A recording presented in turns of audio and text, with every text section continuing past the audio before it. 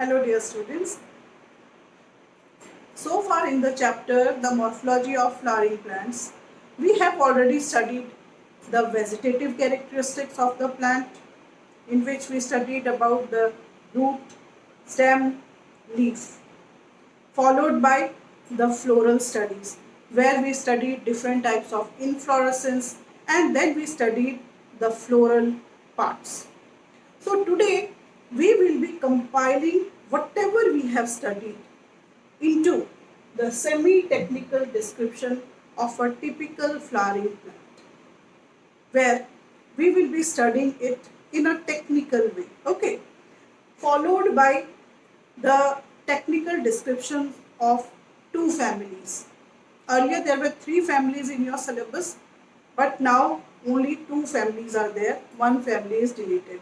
So we will be focusing on only two families. I will tell you about the three families, but details we will do only of two families. Okay.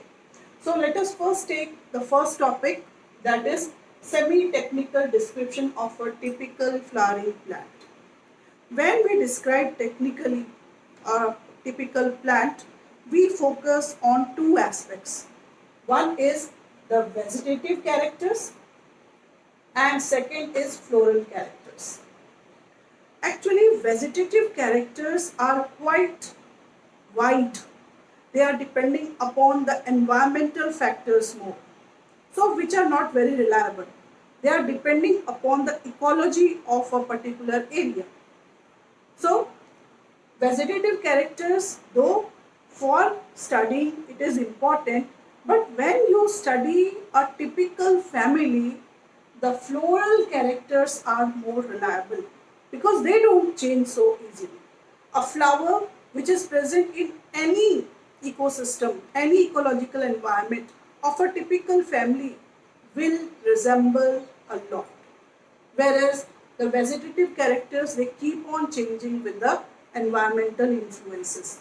Okay, so in the first topic, we will be dealing with the vegetative characters and then followed by floral characters.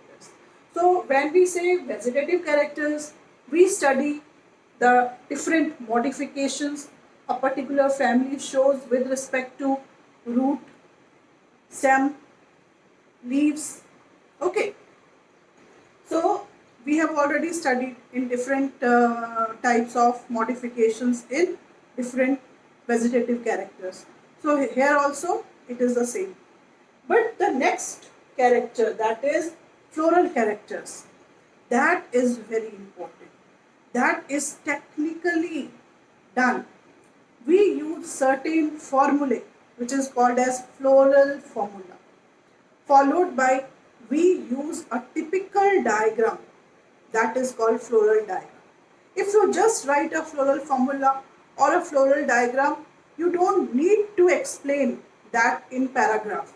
Any biologist will understand what is the description of that particular floral formula and description of that particular floral diagram. So let's focus on the floral characters. So I will be explaining you the floral formula and floral diagrams. Let's see it. For studying the floral characteristics, we must know the floral formula. Floral formula is a formula which is common for a family. And in floral formula, we use certain symbols. Let's study these symbols. I have written many terms and I will write the symbols for these terms. Okay, let's see them one by one. The first term which I have written is bracteate. What are bracteate? Bracteate flowers are those flowers where a bract is present. Bract generally covers the flower. That day I showed you bougainvillea flower. Do you remember? So in that bougainvillea flower, the colorful part is not a petal. It is a bract. So those flowers where bract is present, they are called as bracteate flowers. And we use the symbol BR to show that. Okay. So wherever BR is written, which means the flowers are bracteate. But all flowers don't have bracts. For example, jasmine flower, it does not have bract. So such flowers where bracts are not present, such flowers will be called as ebracteate. So what symbol do we write for ebracteate? We write E capital B R. So this is the symbol for ebracteate flower. Okay. Next is bisexual. A perfect flower is a bisexual flower. Perfect means both the stamens and pistil are there. We use the symbol, this symbol, for showing the bisexual flower. Okay, but some flowers may be just staminate. What are staminate flowers?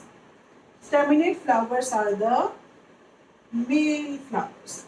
So we use this symbol for staminate flowers. Likewise, when flowers are pistillate, means only female part, we show it by this symbol. Okay. Next comes the symmetry. What is the symmetry in the flower? Most of the flowers, they are radially symmetrical. What is the term used for radial symmetry in flowers? We call those flowers actinomorphic.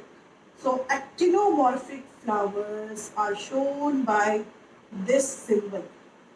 Okay, wherever this symbol is there, this means the flowers are showing radial symmetry and they are called as actinomorphic flowers, like rose flower. Okay, so then what are the other variations in symmetry? There are certain flowers which are zygomorphic or they show bilateral symmetry. How do we show them? The symbol for zygomorphic flower is this.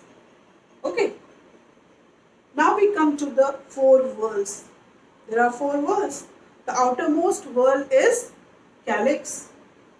Calyx is the whorl of sepals. And how do we denote it? We denote it with the help of capital K. And when we have written this condition, or if we have written this condition, can you tell me the difference between these two symbols? This symbol means the sepals are free, and this symbol means the sepals are fused or united. What is the term used for this? We say sepals are polysepalous. Okay, so this type of flower will be called as polysepalous flower, where sepals are free.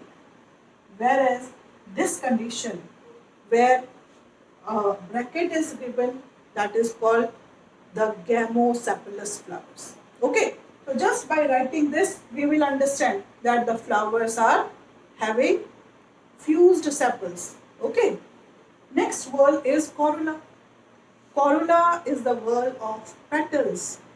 And how do we denote it? What is the symbol we use? We use capital C.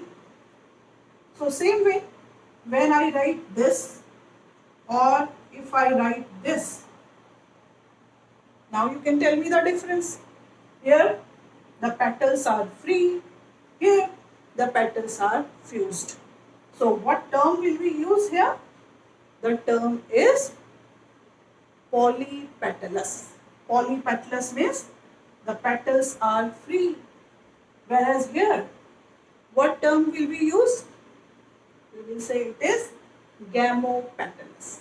Okay, so these are the symbols. Now, perianth. What is perianth?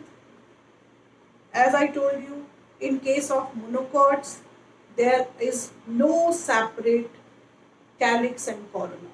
They have a combined whorl, which is the whorl of tepals, and together it is called as perianth. We denote it by capital P. So same way, we can write this way, or we may write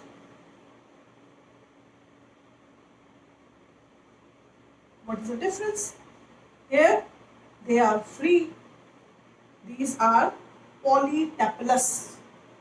Okay, here they are gamotepalous because they are tepals. Okay, now we come to the next word, that is the whorl of stamens, which is called as androecium. That is the male part. Again, we denote it by capital A. Again, it may be polyandrous, means they are free. Okay, if I write this way, this is polyandrous. If I write this, the stamens are fused. What is the term for the fused stamen? Fused stamens are called cynandrous. Okay, so this is what is this? This is called as polyandrous. This is called as cynandrous. I told you one other feature also. Suppose I am writing this way. Okay.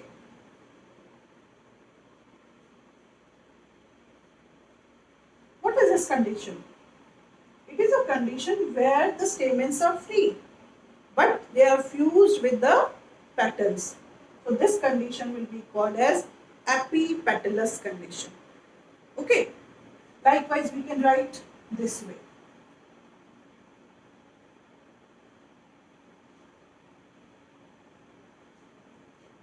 What will we call this condition? This will be called as epiphyllous condition, where stamens are fused with the tepals. Okay. Now we come to the last whorl. Last whorl is of gynoecium, that is pistils or carpels. We denote it with capital G. Again, it may be 3. What's the difference? Here they are free, here they are fused. What will be the term for this? It will be called as apocarpus. Okay, apocarpus means carpels are free. Here it is called syncarpus, where the carpels are fused. Again, we may write like this. I told you this.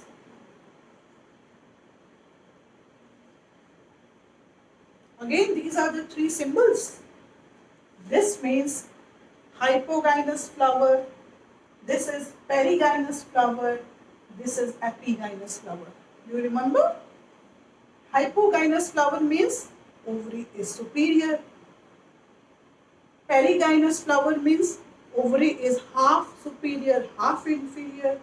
And epigynous flower means ovary is inferior. So, these are the symbols we use. And using this symbol, we can write a floral formula. I'm just giving you a hypothetical floral formula. Okay, suppose I write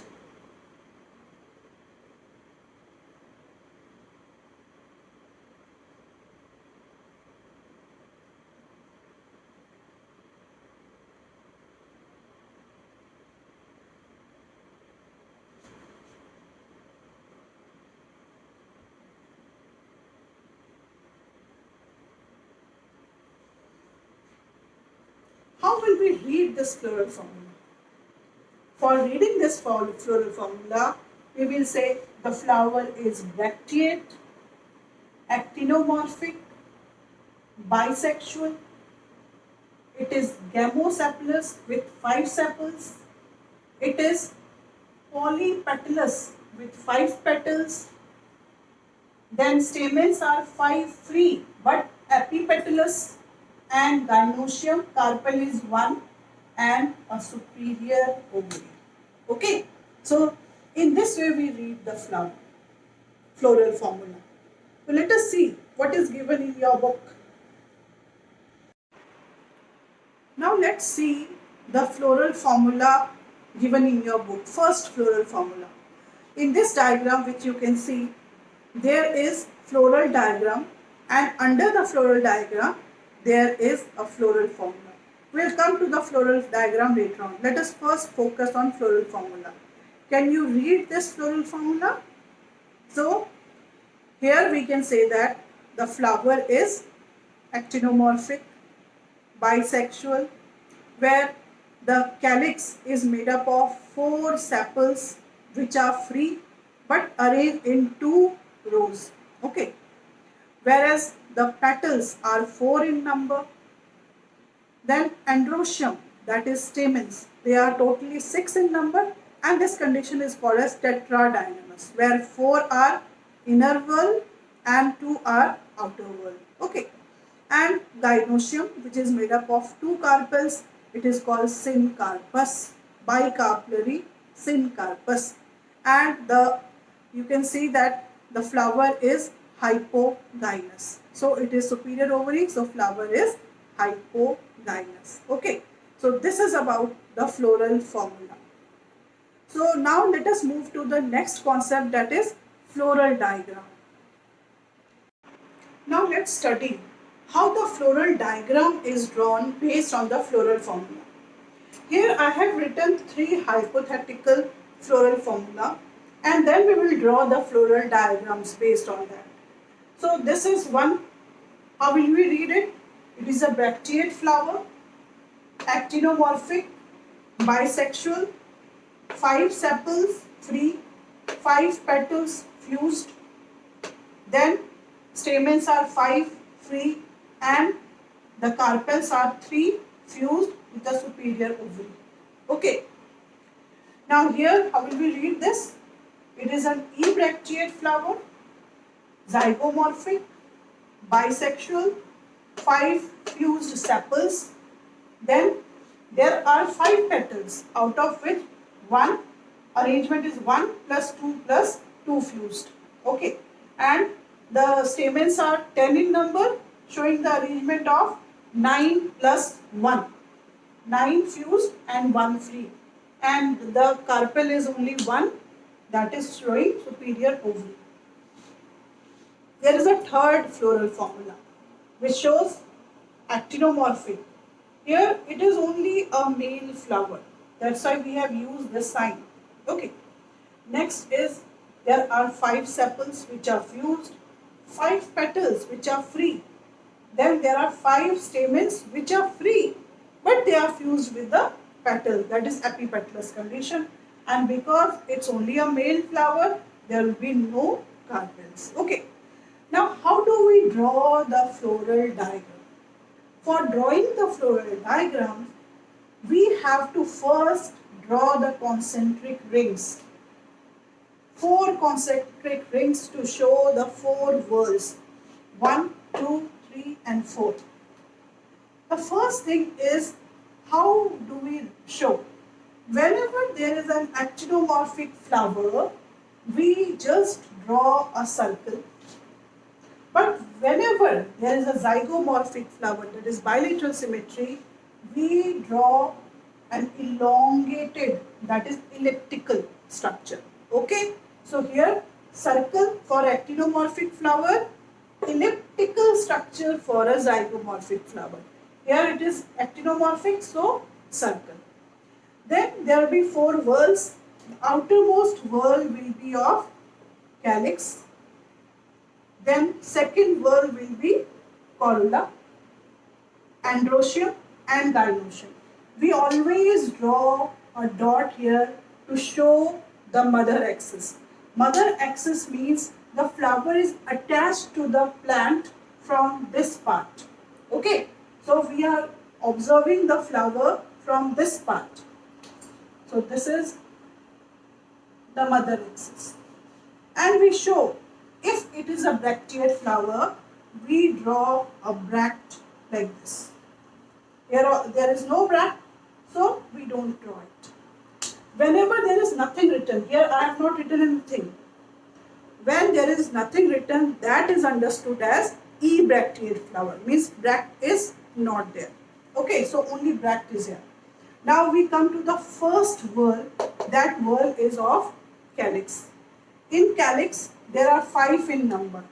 So what do? We just make 5 partitions, equal partitions. But always keep in mind, when there are 5, this is odd sepal and these two are even sepal. So how will we draw? We will draw like this.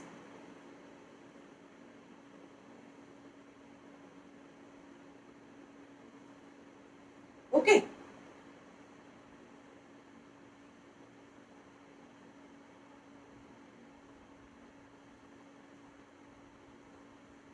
This way. So this is the odd sepal and these two are the even sepal.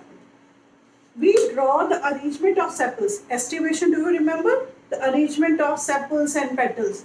What type of estivation is this? There is no overlapping. So we will say it is valvate estivation. Okay. So the outermost whorl is of calyx. Then second whorl is of corolla. Again, corolla are 5 in number. So when we have drawn the odd sepal here, now the odd petal will draw here. So let's draw it again. This is one like this. Okay. We can draw this way.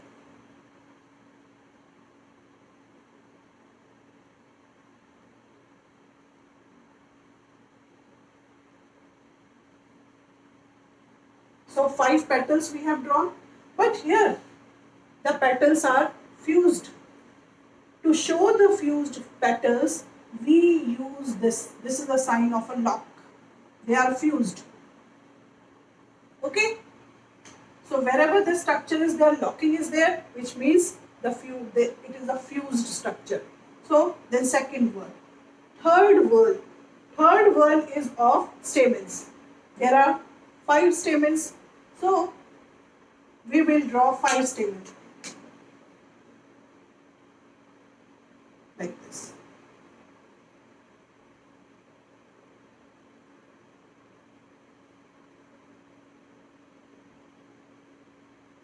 This is the structure of stamens. So there are 5 stamens which are free. Okay. Next, the innermost is the whorl, is the gynoecium. So we can show it this. There are 3 carpels like this. Suppose this is exile presentation. Exile presentation. So this is the floral diagram of this floral formula. Understood? Likewise, let us come to the second part. Again, first thing is, it is ebracteate. So there is no bract. So we don't have to draw the bract. This is mother axis. Now we come to the sepals. How many sepals are there? 5. So we will draw 5 sepals which are fused. Again, this is the odd sepal. Here are the even sepals. Okay. Now we can draw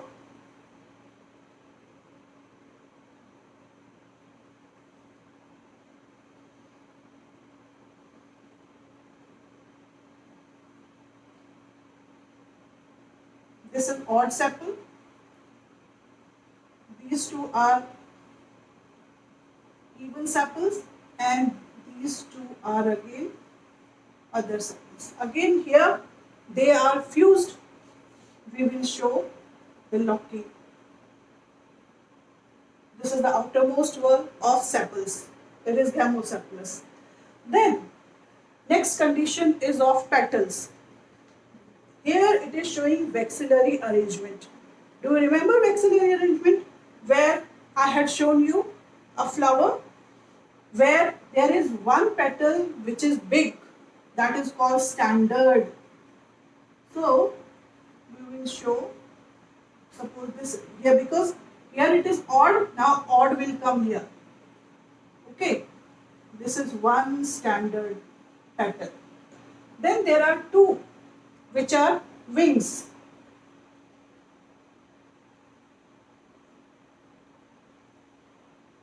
Which are free wings. Then there are 2 which are fused.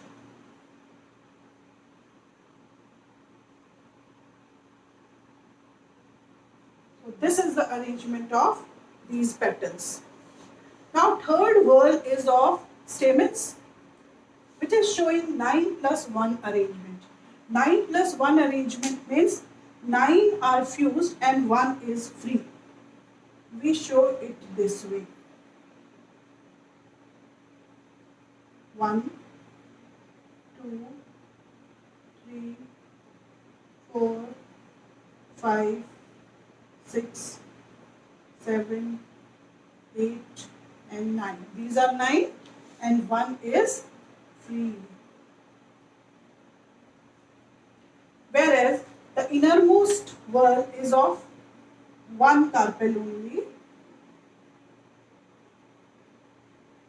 Suppose this is marginal presentation. So this is the floral diagram of this floral formula. Now let's come to this hypothetical diagram, this formula. Here it is actinomorphic. So it will be a concentric ring, a circle. Again there are 5. This is odd sepal. These are this is one.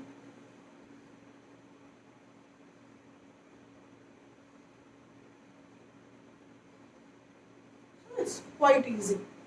Because it is fused, you can lock it. Alright. Then next is 5 petals. This is odd, so odd petal will be here. Let me use the red color. It will be easier for you to understand.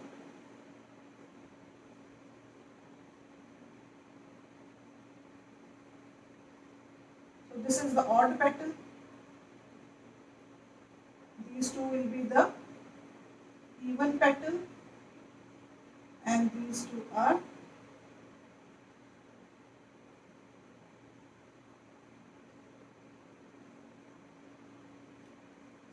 here they are free, so we will not lock it. Okay. Next comes 5 stamens which are showing apipetalous condition. So we will show it in this way. Here because they are attached to the petals. Okay. Why I am showing this 4?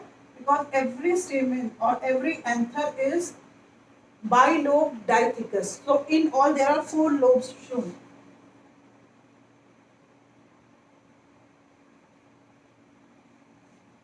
And since it is only a male flower, there will not be anything in the center. It's just a dot. Okay. So in this way we can draw the floral diagrams. Now let's again see the same floral formula and floral diagram. The floral formula we have already done. Now let us focus on the floral diagram. This floral diagram actually is of the mustard family, that is Brassicaceae or Brassica family, which is a characteristic feature which is also called as crucifery. It is characterized by tetramerous condition, like there are 4 sepals, 4 petals, 4 plus 2 arrangement of the stamens, that is anthers, and 2 carpels. Okay, so now you can see how these sepals and petals are arranged. Are you able to understand? Okay. Now let's move to the next family, next 2 families which are given in your syllabus. Actually 3 families are there, which are Solanaceae family, that is potato family, which is still there.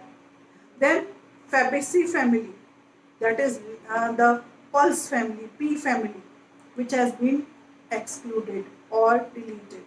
And third family is Liliaceae family, that is lily family, onion family. So the Solanaceae family is a diploid family and Liliaceae is a monopod family. So let's study this. First family which we will study is Solanaceae family. Solanaceae family is a potato family, or you can say tomato family. Potato, tomato, brinjal, all are chili, all of them they come in this family only. So you can see the photographs of Solanum. that is brinjal plant, and also the flowers of the brinjal plant. So let us see what is given in your book with respect to the Solanaceae family. First family is Solanaceae family, which you already know now. It is called as the potato family. It is mainly a tropical and subtropical plant, but few temperate zones also have this plant. If you see the vegetative characters, the plants are mostly herbs, some are shrubs, very rarely they are trees. And if you see the vegetative character, stems are herbaceous, very rarely woody, they are aerial, erect, cylindrical, branched, they are solid or maybe hollow. They may be hairy or glabrous, means they may have the glands. Some stems are underground also, for example in case of potato. The leaves are alternate, they are showing alternate phyllotaxy, arrangement of leaves. Leaves are simple, very rarely they are pinnately compound. They are exstipulate, stipule is not present, and venation is reticulate because it is a dicot plant. Now let's come to the floral character.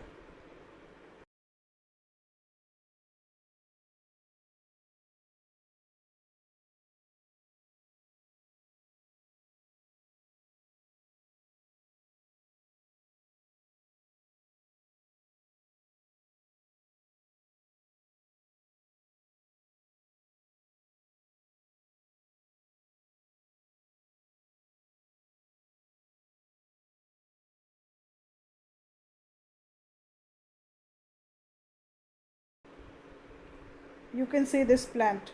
This is a Solanum nigrum plant. So you can see the vegetative character before we go into the floral characters. Okay.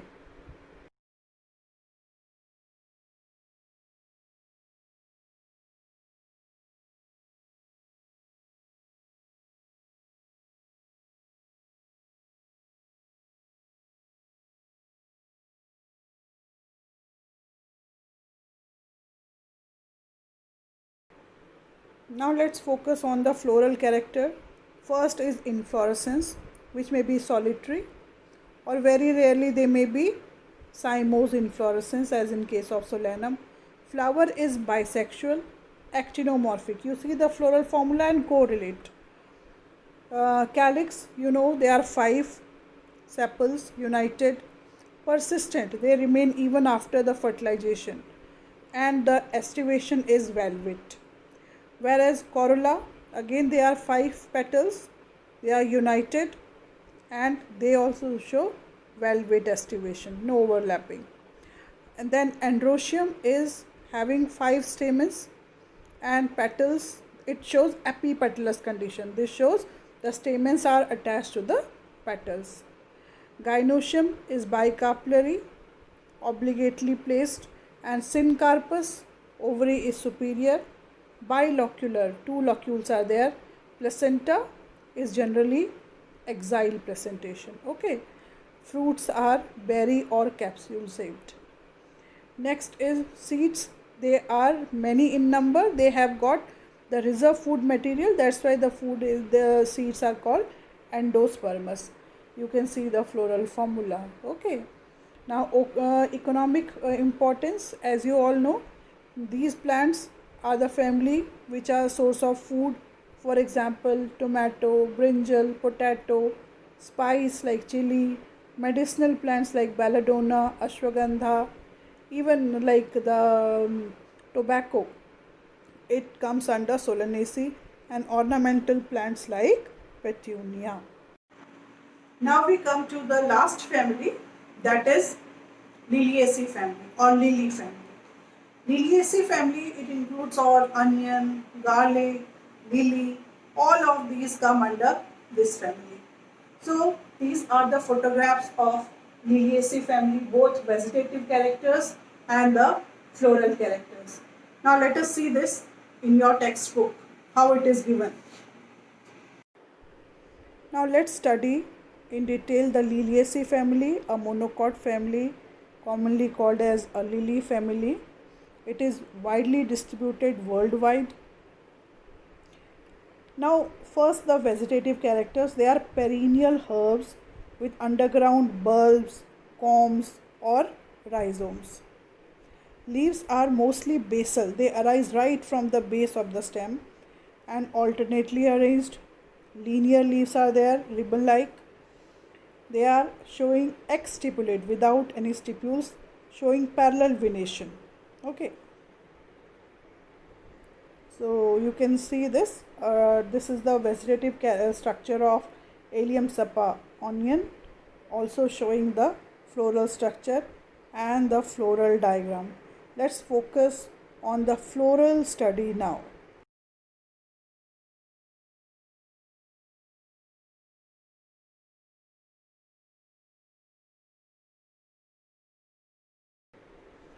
So if you see the floral structure, first the inflorescence, it is generally either solitary or maybe cymose. Sometimes it may be umbellate. Okay.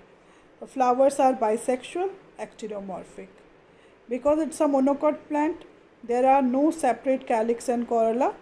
They have got perianth, which is made up of tepals, which are 3 plus 3 fused. Okay. They are often united to form a tube, and the estivation is valvate estivation. Now if you see the androecium, they are made up of 6 stamens arranged in 2 rows, 3 plus 3, and they are it's written epiphyllous. Okay. Now gynoecium, it is tricarpellary, syncarpous, ovary is superior, trilocular, 3 locules are there with many ovules, and the placentation is exile. Now the fruit is capsule or rarely berry. Seeds again, they have got the reserve food material, so they are endospermous, and you can see the floral form.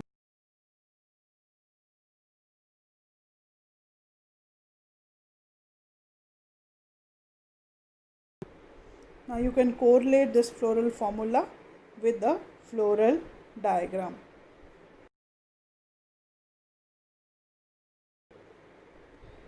Now let's see the economic importance of the family. Many plants belonging to this family are very good ornamental plants like tulip, gloriosia. They are the source of medicines like aloe vera, vegetables in the form of asparagus, onion, garlic. Even a dye is used, colchicine, which is also extracted from a plant called Colchicum autumnale. Okay, so again it has got lot of economic importance. So well, I'm sure you must have understood all these aspects which I told you about the semi technical description of a typical flowering plant. Okay, so please go through it, read it, practice it, because it is a very important concept. It may be asked for 5 marks, because a 5-mark question may come on description of any family, or any question based on these aspects. Okay, I hope you have understood. Thank you.